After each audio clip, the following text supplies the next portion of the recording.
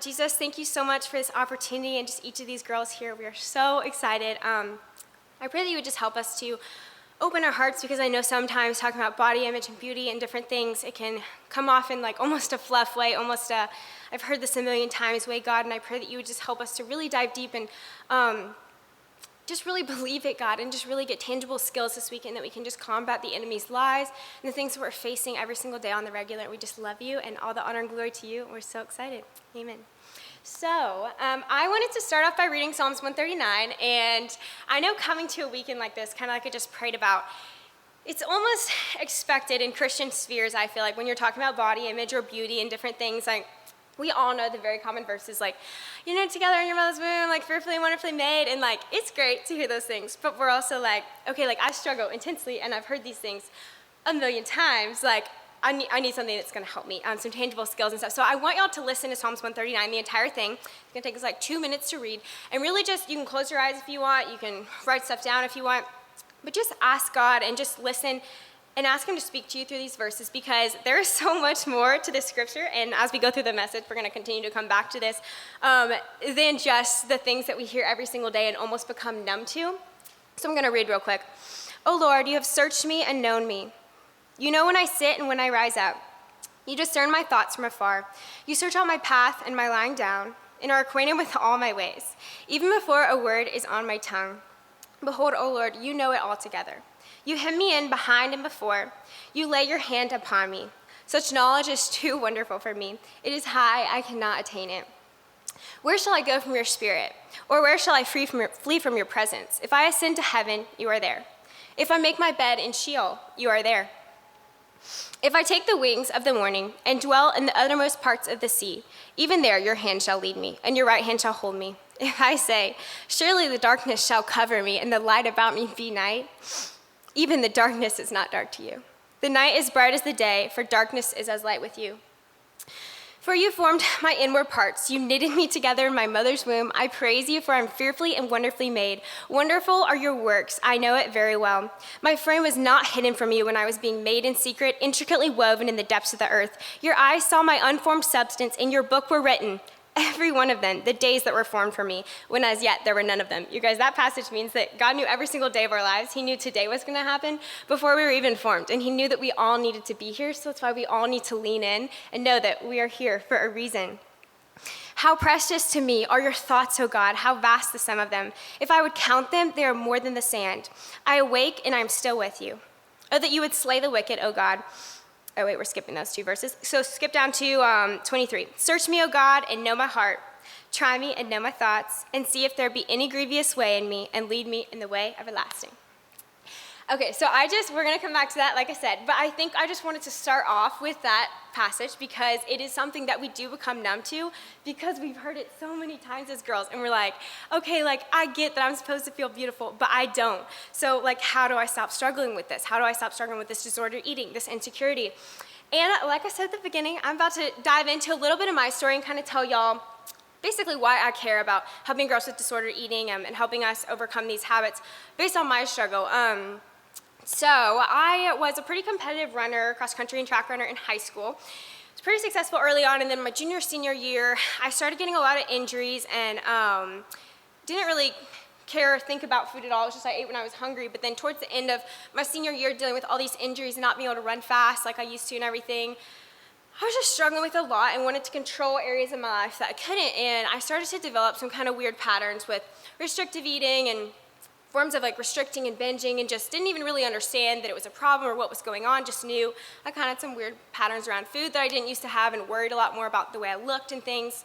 And then my senior year of high school, I graduated and I went to Baylor University. There's actually some bears in this room, some bears who came from Baylor. But I went to Baylor University my freshman year, and I got there, and I'd been working through some injuries and stuff that summer. So already when I got there, I was like not the most confident, still struggling with some of these restricting, binging, not great patterns and thoughts around food. But as I was there for about 1 to 2 thirds of the semester, things started to get a little bit better because I was running like 60, 70 miles a week. I was adjusting to like my college life, like traveling with my teammates. It was fun, everything was good.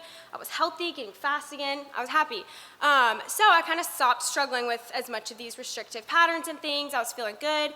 And then 2/3 of the way through that season, I actually ended up tearing my left labrum, which is your hip cartilage. And I had torn my right labrum in high school. And this injury, unless you have surgery, like doesn't heal.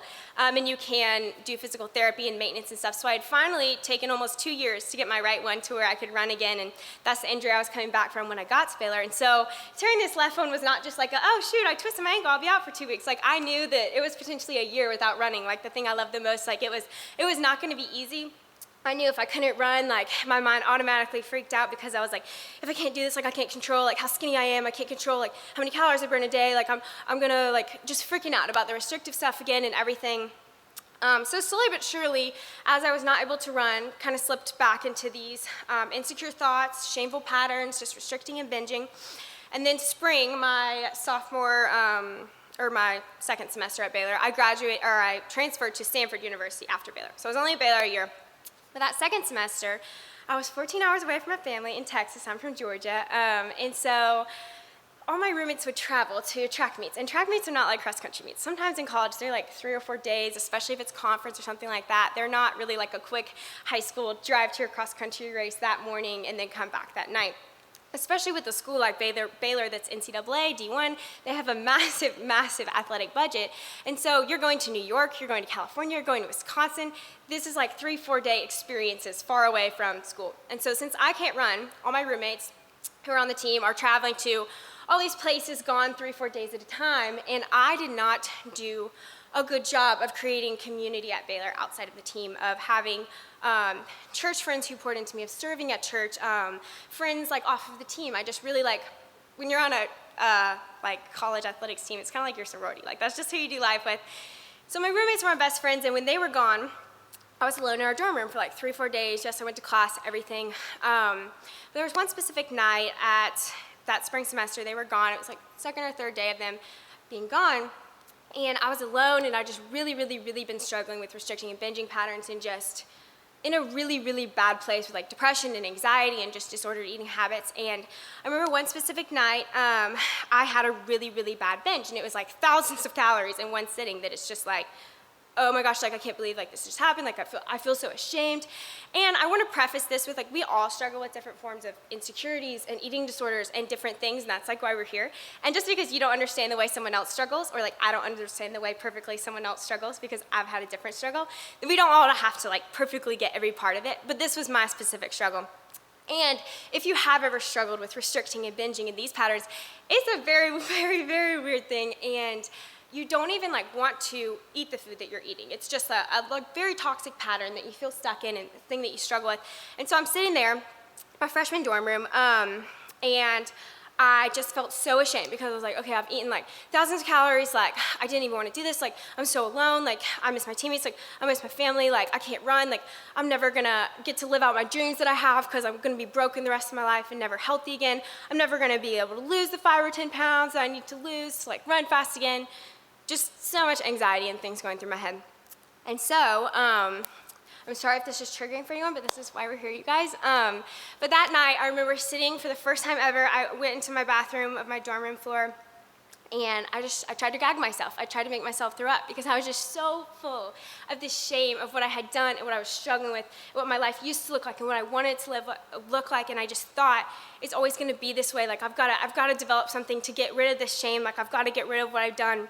So I tried to do this even more shame-filled thing by throwing up what I had just eaten, and I sat in there for an hour and a half. I'm just crying, trying to make myself throw up, and I couldn't gag myself. It just wasn't working. And so eventually, it's probably around like midnight at this point, I ended up like going back and getting in my bed, and I'm just like crying myself to sleep. I cried myself to sleep a lot of nights at Baylor, which it's an amazing school, but just I was struggling with a lot of personal things while I was there.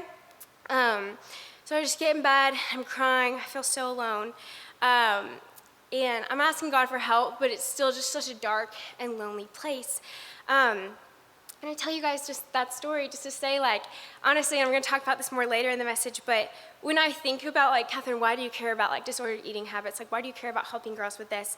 I literally just think back to those nights at Baylor, and I just think back to when I used to cry myself to sleep every single night because I just literally hated my life and literally hated who I was and where I was and the things that I struggled with that I didn't even understand why I struggled with them, because it was these weird patterns that I didn't feel like I could tell anyone. And like I said, I was 14 hours away from my family, and I'm super close to my family. My dad is like my number one spiritual mentor, and I'm super thankful to have that relationship. But growing up, I was homeschooled, and so every morning, my dad would be reading his Bible in bed, and I would go run to the room and crawl up in bed with him, and he'd be reading his Bible. And so he'd be having his coffee, reading his Bible. He'd make me a little bit of coffee sometimes. It's mostly cream, whatever. But I'd get in bed with him, and we had this specific verse that was like our verse, like my life verse. And literally ever since I was like 3 years old, I'd crawl up in bed with him, and he would read Isaiah 52:7 to me. It's how beautiful upon the mountains are the feet of him who brings good news, who proclaims to Zion, your God reigns. And so he would read that every morning, whatever. He'd also do his normal reading, like that was just our thing. He actually called me pretty feet from that verse, which like might sound weird, like pretty feet, but to me it was just my dad calling me pretty, you know, I just liked it and whatever. So that was our verse, our thing. And honestly, high school, college, like sometimes I would say, that's my life verse, sometimes I wouldn't. But then, as soon as I graduated college in May 2020, and last summer we actually had a retreat similar to this one. It's called Be a Blessing. And I was praying before the retreat because it was for disordered eating and body image. Also, I was like, okay, God, like, what's the theme gonna be? Like, what's our verse gonna be? Like, how are we gonna do this? How are we gonna define this new ministry, help girls? And I kept feeling like from the world's perspective, I was like, we need to do a Psalms 139, you're a beautiful girl, you need to know it, everything. Like one of the cliche ones we hear all the time. And I just felt like God kept saying nope, you're gonna do Isaiah 52:7. And I was like, okay, that's fine, but that verse doesn't really have to do with body image. How am I gonna make this a body image retreat with this verse? And so honestly, as I was praying about this retreat and formulating the message and everything for last summer's retreat, it was so cool the way God slowly but surely, as we planned and as processed everything, God showed me what my life verse, Isaiah 52:7, how it could relate to body image and what it meant for me personally, because before it was just me and my dad's thing, and I realized the weight of this verse. But I actually heard a pastor talk about the context of this verse in Isaiah 52. So basically, how it used to work if two cities in this time and place and everything that Isaiah was happening in when it was written, if there was a battle going on, so say this city's fighting this city, the city that's going to fight the other city sends a messenger, and this messenger has a scroll. So they go to battle with them, whatever. They're on the front lines, they're fighting. All the women and children are back at this city waiting to know, okay, is my husband, is my son, is everyone gonna come home? Are we gonna win this battle or not? And so the messenger's only job is to go to war with these people and literally come back with a scroll that says, we won, or we lost. And obviously, this is a weighty thing. It's not an A or a B on a test. It's literally okay, your husband, your sons are probably dead now, and you're probably about to be enslaved because you lost this battle. So in this particular context of this verse, this messenger scroll was carrying some good news that they had won the battle. So that's why this messenger's feet were beautiful upon the mountains. How beautiful upon the mountains are the feet of him who brings good news, who proclaims to Zion, your God reigns. So him bringing this message to this city, receiving that oh my gosh, let's kill the fatted calf, let's have a party, our husbands are coming home, we won the battle, we're not going to be enslaved, it is a good day, this is good news, and we are celebrating you, messenger, because you carried this good news. So that's basically what God revealed to me through hearing that about the context and just planning for the retreat. It was oh my gosh, this verse definitely has to do with body image, because it shows that the thing that made this messenger's feet beautiful upon the mountains was the good news that he carried. And guys, I'm here to tell you guys that you carry the good news. You carry a light inside you that no one can put out. You carry a light inside you that is the most beautiful thing about you. That light that we carry inside of us is truly the only thing that we get to be confident in, because anything else we puts our confidence in lasts literally 30 seconds if it's not Jesus and the purpose that he has for us. And I know you might be okay, Catherine, I get that, I've accepted Jesus, I've grown up in church, whatever. but I still struggle with this thing. Like, I know I carry the light, like I know Jesus is here to help me, but I still struggle. Like, why do I still struggle? And so I'm gonna go into like the top 3 ways that I believe the enemy lies to us, because I believe the reason we struggle with this is because there's an enemy out there and he is out to get us. And so we've all heard the saying, the devil comes to steal, he comes to kill, and he comes to destroy. So I believe that the thing he comes to steal, especially with us girls and body images, he comes to steal our joy. We've all heard the saying, comparison is a thief of all joy. And so in this day and age of social media and all the things, we literally just watched the Dove ad campaign, it is so easy to compare ourselves, and I love social media. Like, I will take so many pictures this weekend, I will like make all the videos, like, I think it is so fun, I love it so much. But it is just so much easier to compare ourselves than it used to be, and it's constantly in our face, which is why literally so many girls struggle with 90% of runners, 90% of dancers have an eating disorder, and eating disorders sometimes end in horrible, horrible, horrible circumstances, and the enemy has realized he's really good at making girls believe that they're not beautiful, that they're not created in God's image, and that they don't have a purpose that they get to walk out. And so what he does is he slowly but surely comes in and takes away our joy one day at a time by comparing honestly the last about a year and a half ago, I started struggling with comparison to this person. And we all struggle with comparison to like some degree. I struggled when I was couldn't run and other people were, it's hard. You want to do what someone else is doing. But this was a different kind of comparison that I've never really experienced. And I just compare myself to this girl and really wanted to be like her, and not even in the terms of body image all the time, but I think it's the same either way.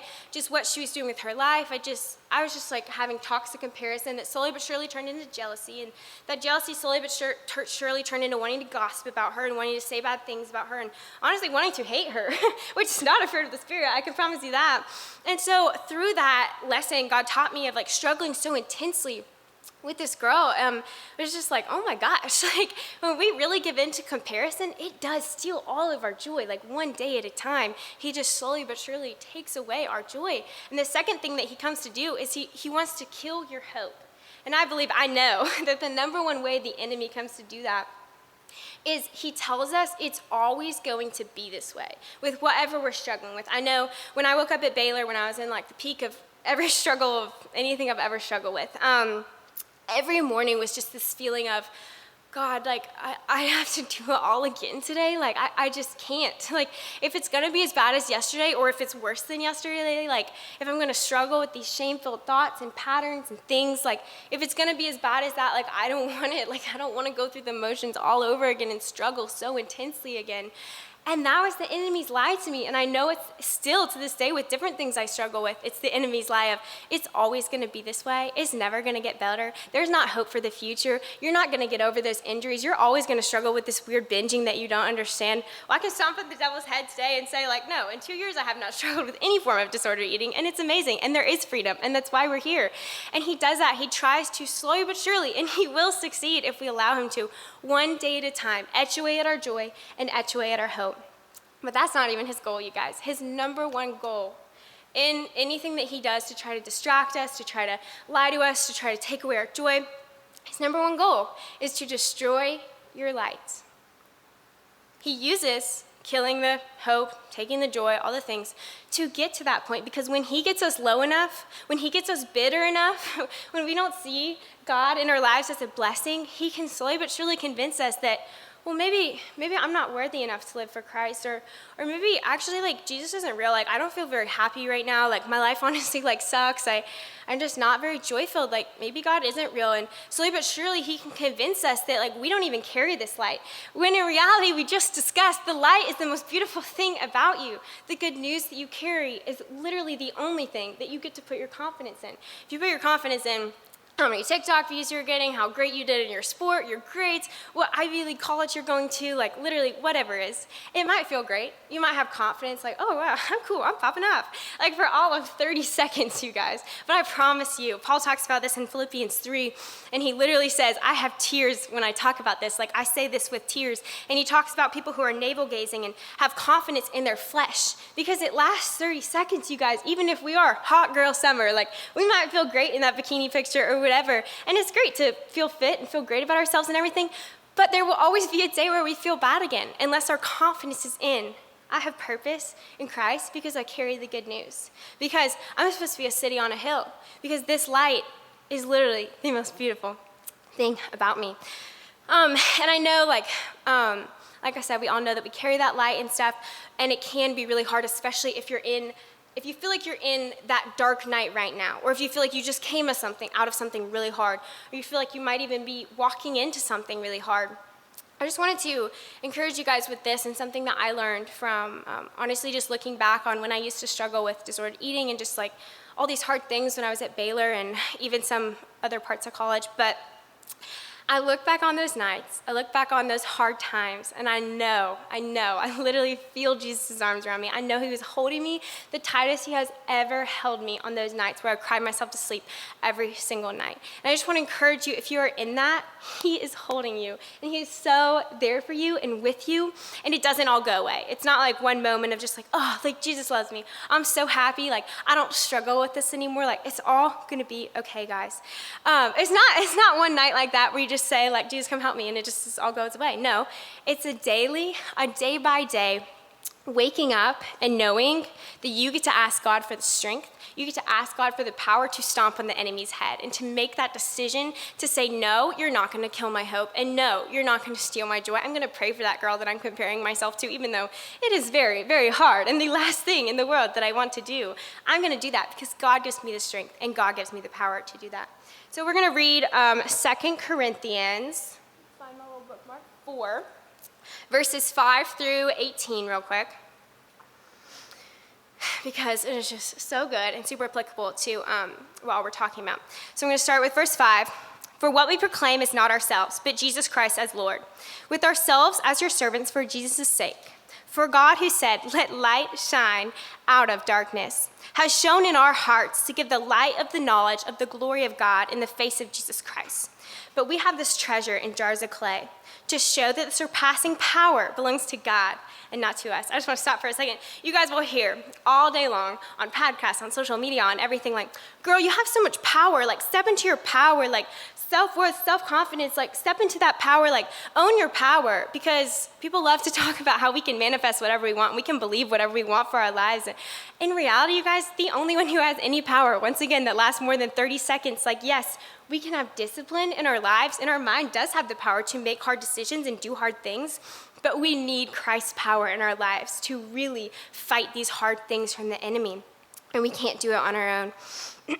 To show that the surpassing power belongs to God and not to us, we are afflicted in every way, but not crushed. Guys, I think this is super important for us to realize that, like, yes, we go through hard things. We are afflicted in every way, it says. But literally in Isaiah 53, the chapter right after Isaiah 52, the verse I talked about earlier, it literally says, the Lord allowed him to be crushed, talking about Jesus. So that's why we can be afflicted and not crushed, because Jesus was crushed on the cross for us. So now we have the ability to say, no, I'm afflicted in every way but not crushed, perplexed but not driven to despair, persecuted but not forsaken, struck down but not destroyed, always carrying in the body the death of Jesus, so that the life of Jesus may also be made manifest in our bodies. So for we who live are always being given over to death for Jesus' sake, so that the life of Jesus may also be manifested in our mortal flesh. So death is at work in us, but life in you. Since we have the same spirit of faith, according to what has been written, I believed, and so I spoke. We also believe, and so we also speak, knowing that he who raised Jesus will also raise us with Jesus and bring us with him into his presence. For it is all for your sake, so that grace extends to more and more people, as it is increasing with thanksgiving to the glory of God. So we do not lose heart. Though our outer self is wasting away, our inner self is being renewed day by day. It's that concept, you guys, of one day at a time. We wake up day by day asking God to renew us because we need his power, and we cannot fight the enemy on our own because we will fail every single time. For this light momentary affliction is preparing us for an eternal weight of glory beyond all comparison, as we look not to the things that are seen, but to the things that are unseen. For the things that are seen are transient, but the unseen things are eternal.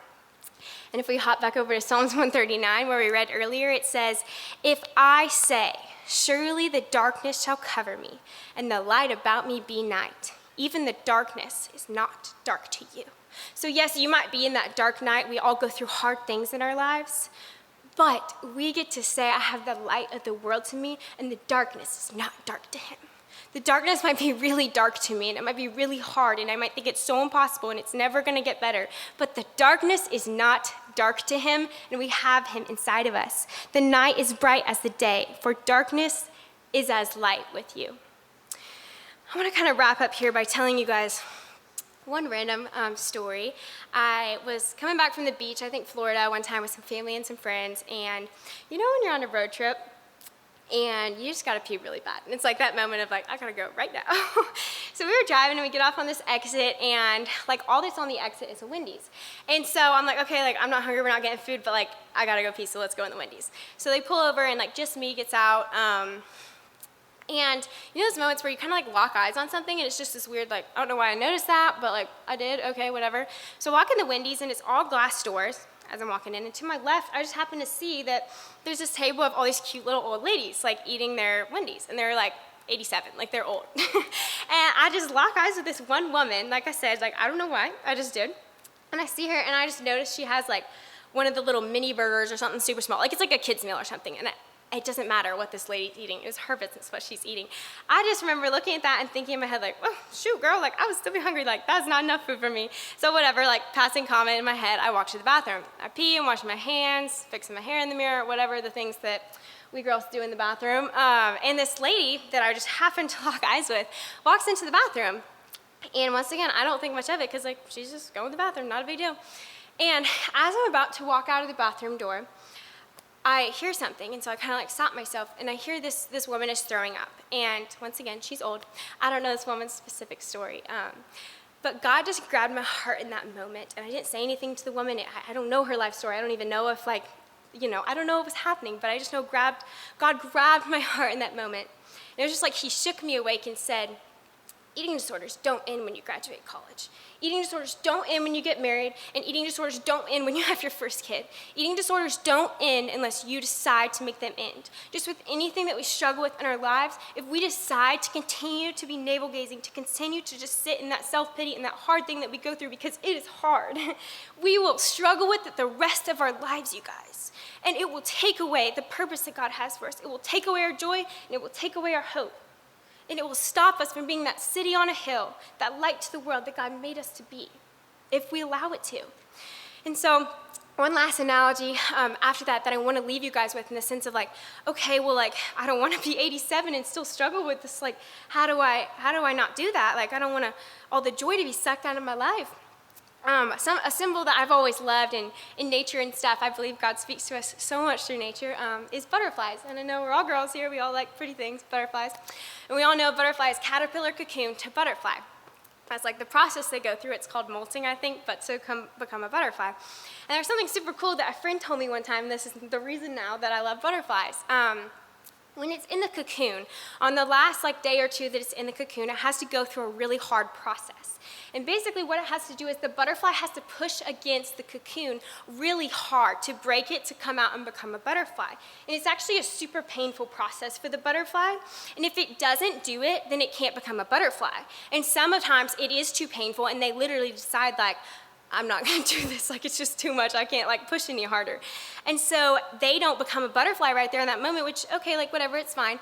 They can wait till the next season to become a butterfly, but in order to do that, they have to wait in the dark cocoon for an entire other season before it can become a butterfly and walk out its purpose as a butterfly.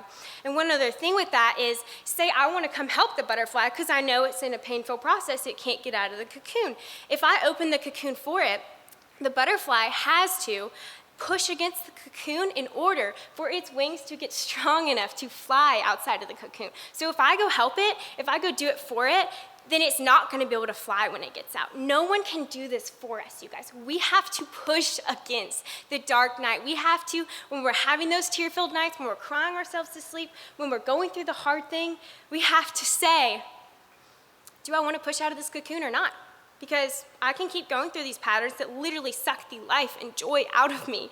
And it feels like I can't do it another day. I guess I could keep on doing that for the rest of my life. But I think I want to become a butterfly. Like, I think I want to walk out my purpose in Christ.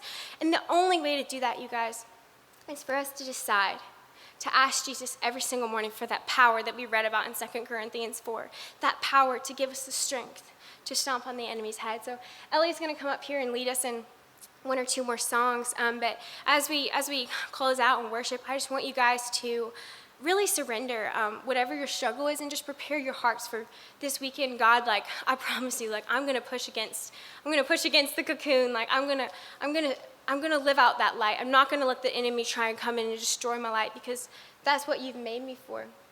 And I'm talking a lot about this light, and I know we probably all came from kind of Christian circles since we're here, but I wanted to open up the opportunity if you are someone who doesn't know Jesus, or you're someone that you're like, okay, like, this light sounds amazing, but Catherine, like, I just don't really know if I have that in me. Me and Arden are going to be standing in the back behind you guys, just to be there to pray for you, to talk to you if you have any questions, just if anyone does have questions about that light, as Ellie comes up and leads us. So yeah, thank you guys.